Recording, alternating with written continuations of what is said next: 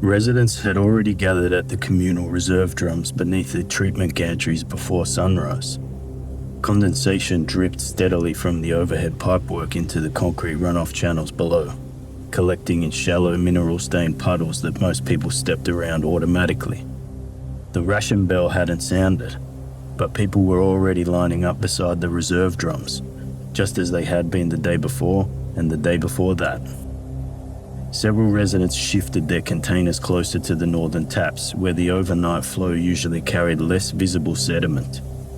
Faded measurement scratches from earlier drought years marked most of the drums. Half-filled drums from the previous evening still sat beside the platform wall with dark particles still floating inside the water. Sediment drifted slowly downward beneath the dim-hanging work lights while thin metallic films rotated across the surface. A woman near the front of the line flexed her fingers repeatedly against the handle of her ration drum while waiting. The joints looked stiff in the damp morning air, and after several moments her hands began trembling slightly against the metal. Nearby, a young girl doubled over and vomited into the runoff trench beside the platform. Her mother wiped her mouth with a cloth and guided her back into the line without a word. The woman near the front of the line folded her hands beneath her arms and looked toward the filtration sheds instead. Nobody nearby reacted. A pair of older residents crossed the platform carrying sealant strips toward the western shelter windows before the pressure front reached the reservoir. Two older maintainers stood beside the secondary flow gauges near the filtration trench with the protective housing panels folded open between them. One tapped the condensation from the glass face of a pressure dial before leaning closer to check the reading again. "If we shut off another bed, we might get some pressure back up," one maintainer said. The second maintainer glanced toward the filtration trench. "And after that?" The first kept watching the gauge a few seconds longer before answering. "Depends what's happening down below." Behind them, the treatment facility struggled through its morning cycle. Hydraulic gates along the lower runoff channels had to be opened manually after one of the feeder relays stalled halfway through engagement again. Several relay housings still carried faded maintenance stamps from older coastal treatment networks further north. Water impacts echoed beneath the concrete platforms while the dynamos beneath the control shed tried to stabilize the hanging work lights overhead, which flickered twice before holding. Leo sat beneath the maintenance awning with the overnight pressure ledger spread across his knee. Moisture had curled the lower edges of the paper despite the protective cover sheets. The overnight summary filled the bottom of the page. Upper reserve decline continuing. Lower intake variance widening. He checked the readings again against the analog board mounted beside the awning, recalculated the intake figures, and wrote them into the ledger. An older maintainer stepped beside him without speaking and leaned in towards the gauges. Machine oil and mineral runoff clung faintly to his clothes. The man studied the pressure board for several seconds, gave a single nod, and moved off toward the relay housings. Leo had spent 4 years inside the treatment plant already, long enough for the relay vibrations and shifting pressure loads to settle into habit. He closed the ledger and crossed toward the control room wall, where moisture had begun lifting sections of sealant paint covering older intake diagrams pinned beneath cloudy plastic sheeting. Near one exposed corner, faded markings surfaced through the dampened paint. The markings read, "Lower diversion, containment route." Large sections of the diagrams had been painted over repeatedly. Some routes stopped halfway across the wall where newer paint covered the concrete. Others continued onto sections that had been sealed entirely. Water dripped through the nearby drainage grates while Leo carried out routine maintenance on the pressure recorders. Across the trench, the morning council gathered beneath the corrugated shelter beside the filtration channels. "If evaporation keeps getting worse through next summer," the elder glanced across the table, "we could open part of the old lower flow." He stopped. One of the council members shuffled a stack of papers. "Reservoir comes first." The elder nodded. Nobody asked him to continue. Leo checked the pressure gauges again and waited for the needle to settle. Years earlier, during runoff grate repairs beneath the settling basins, an elderly maintainer had spoken to him while they worked knee-deep in floodwater. Never follow runoff sounds beneath sealed filtration levels. Another apprentice stood nearby studying the intake diagrams pinned beside the maintenance wall. If pressure keeps dropping, she asked quietly, why are the flooded lower corridors still sealed? One of the older workers looked up immediately from the relay board. Leave it alone. The apprentice lowered her eyes back to the diagrams and did not ask again. Near the ration line, conversations drifted quietly between residents waiting beneath the gantries. We should leave before next dry season, one woman said. And go where? Someone beside her asked. An older resident shook his head. My parents said that before every dry season too. Maybe one of the inland catchments, another resident suggested. Inland transport's pretty much collapsed, somebody replied. A man further back in the queue adjusted the strap on his container. People still use the old maintenance tracks. Several nearby residents fell silent when two maintainers crossed past carrying inspection tools toward the filtration sheds. By midday, the gauges beneath the control awning had started jumping around across the analog board. One feeder line coughed, trapped air through the system hard enough to rattle several reserve drums along the platform edge, and emergency pressure warnings began pulsing red across the board. The councilwoman opened the lower intake diagrams next to the relay housing. Pressure's still dropping, she said. Go below, find what's holding the flow back, and get it moving again. If this keeps up, we'll be rationing before nightfall. Leo looked once toward the partially exposed containment markings beneath the peeling sealant paint before closing the ledger and gathering his tools. Leo climbed down the rusted maintenance ladders beneath the settling basins. Water echoed somewhere below him. Some impact sounded nearby. Others rolled up from deeper beneath the plant a few seconds later. The further down he went, the warmer the air became. Condensation coated the ladder rails. Water dripped steadily from the overhead pipework onto the flooded maintenance platforms below. At the final landing, Leo paused long enough to listen before stepping into the lower intake corridor. A steady vibration ran through the concrete around him. Floodwater drifted slowly through the channels beneath the plant. Fine sediment floated near the surface where the current wound around collapsed debris and rusted gate structures. Darker water moved in thin streaks through the southern passages. At the first gauge station, Leo stopped to compare the pressure readings against the previous night's records. Water moved quietly around his boots. The numbers had shifted again. After a final look at the page, he folded the logbook and continued deeper through the flooded corridors. Further ahead, a bypass passage cut through a concrete wall and diverted him away from the main route. Chisel marks remained visible around the breach where crews had widened the opening over the years. Beyond the wall, the corridor narrowed sharply. Leo turned sideways to squeeze past a collapsed pipe jutting from the flooded concrete while water brushed against his knees. The inspection lamp reflected dimly from moisture stains and old maintenance markings emerging beneath peeling sealant. The markings read, Diversion active. Lower flow redirect. Maintain output. Older instructions disappeared beneath newer paint and patchwork repairs. The water grew deeper further along the corridor. Mud had been pushed aside along the edges, leaving narrow raised ridges through the sludge. Leo crouched beside one of the channels and lowered the lamp toward the water. The disturbed sediment didn't match the direction of the current, and fine clouds still drifted slowly through the runoff. He remained there a moment longer before the beam caught scrape marks across a nearby wheel housing. The mineral coating around them looked newer than the surrounding concrete. Leo stood and followed the marks toward the flooded gate beyond. The route wasn't marked on any of the diagrams he carried.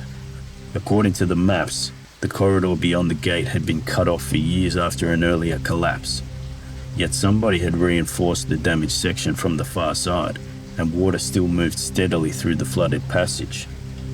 He checked the map again, then folded it and stepped closer to the adjoining wall.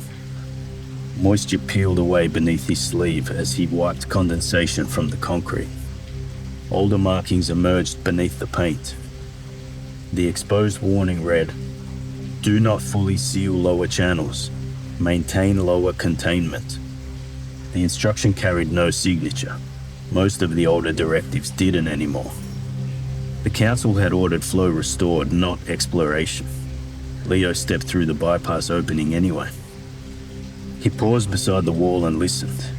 A faint sound drifted through the flooded tunnels ahead, water moving somewhere beyond the sealed sections, then something metallic brushing lightly against the concrete. The sound faded before he could place it.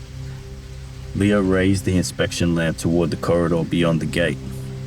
Disturbed sediment cut through the floodwater in narrow paths, leading deeper into the lower levels. Fine clouds still drifted near the surface where something had moved through recently. Beyond the mapped sections of the plant, one branch still carried a steady flow of water. Leo remained beside the wall a moment longer, studying the corridor before stepping through the opening and continuing deeper beneath the plant. Leo followed the only steady pressure reading deeper through a series of narrowing bypass corridors beneath the plant. The passages twisted around older collapses. Pipework crossed overhead in layers from different repairs, and several wall markings had been stripped away completely, leaving pale rectangular patches beneath the mineral staining. A steady vibration ran through the concrete whenever he rested a hand against the wall.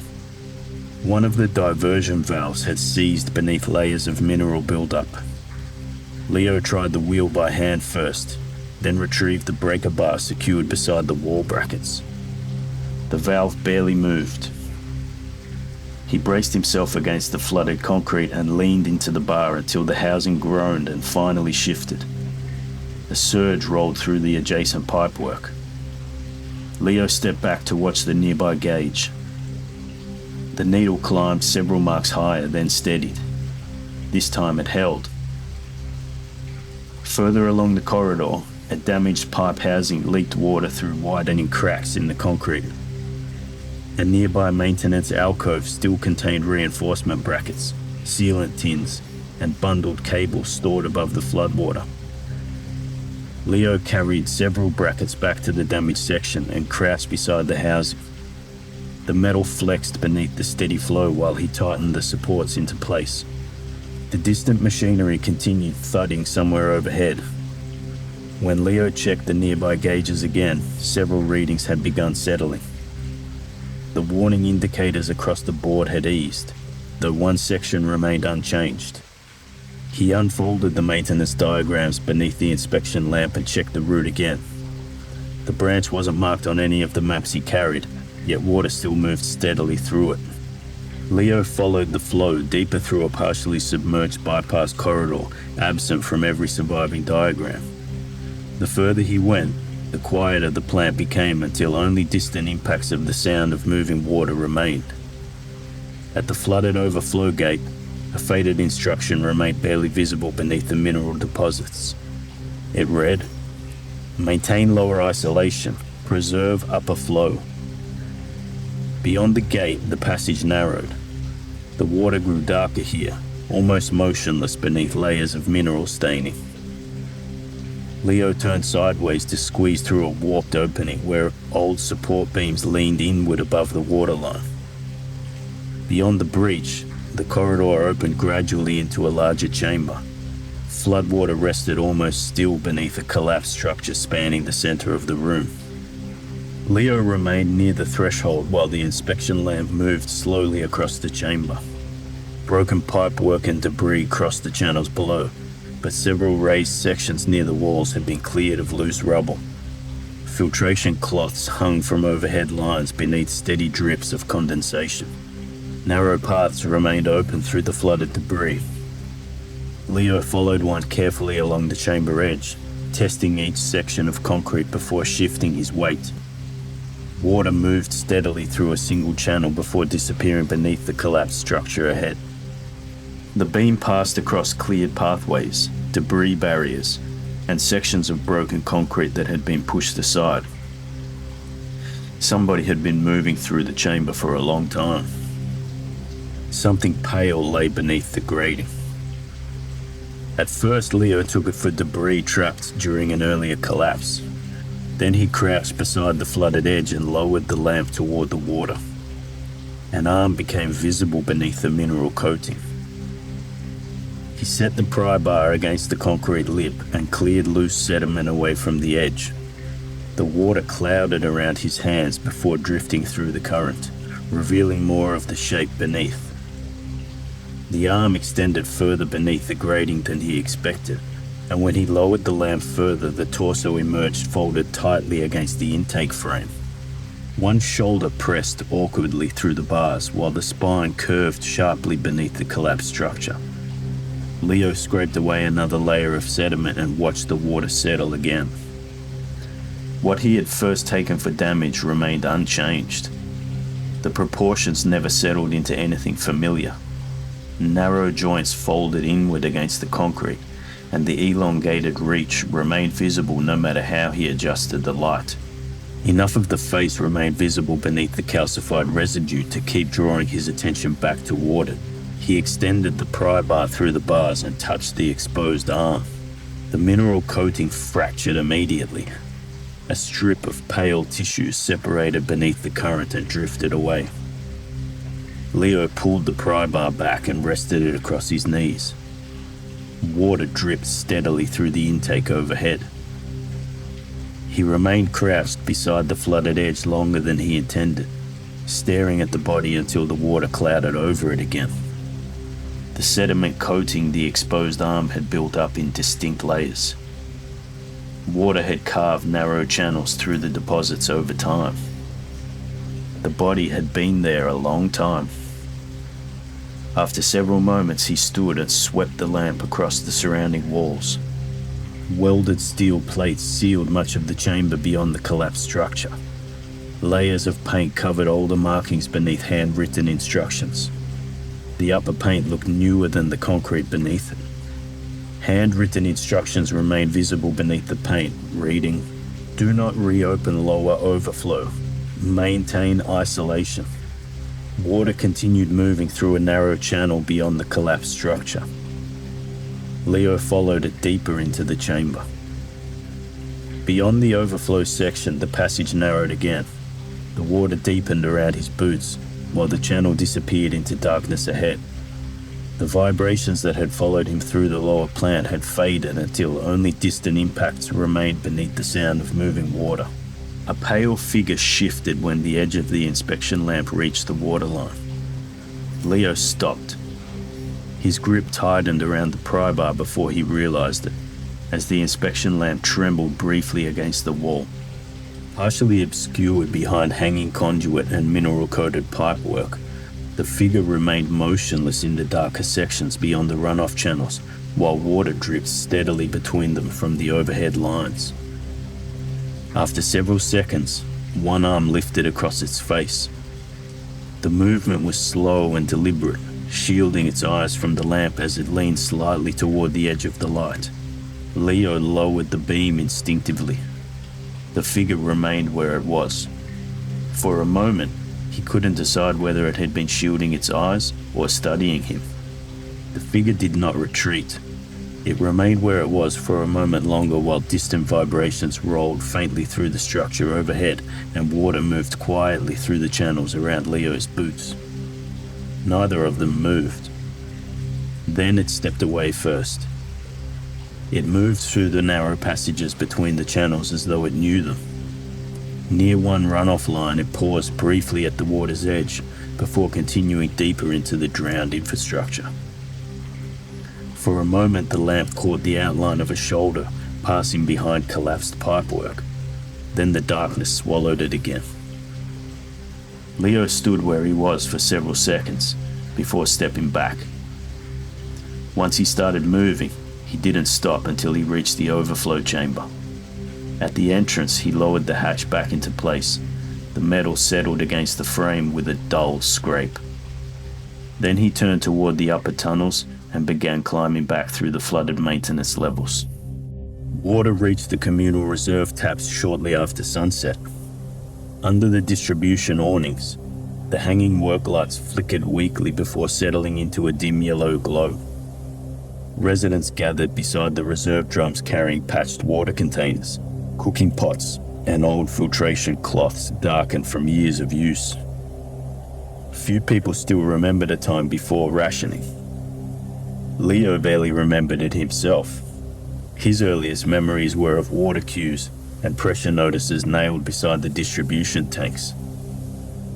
Condensation dripped steadily from the overhead pipework into the runoff channels below. When the flow finally reached the taps, it arrived in bursts, coughing air and brown sediment into the waiting containers before settling into a steady stream. Fine particles drifted through the water beneath the hanging lights while heavier settlement slowly settled to the bottoms of the drums. Several residents waited before sealing their containers while others filled theirs and moved aside. A woman near the front of the queue lifted a filled drum and sniffed the water before tightening the lid. Nobody nearby commented. Further back in the line, a man stretched a filtration cloth across the mouth of a container. "At least the water's running again," he said. "For now," another resident replied. Nobody said anything after that. Sediment drifted through the water beneath the hanging lights. Leo and the other maintainers moved along the queue, checking the taps and flow valves. Under the control awning, Leo checked the pressure board.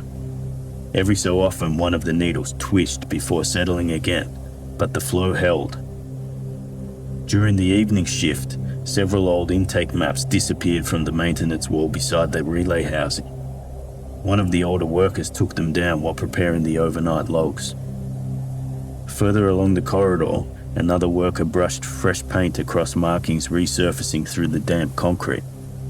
He paused when he noticed Leo watching. Then he kept painting.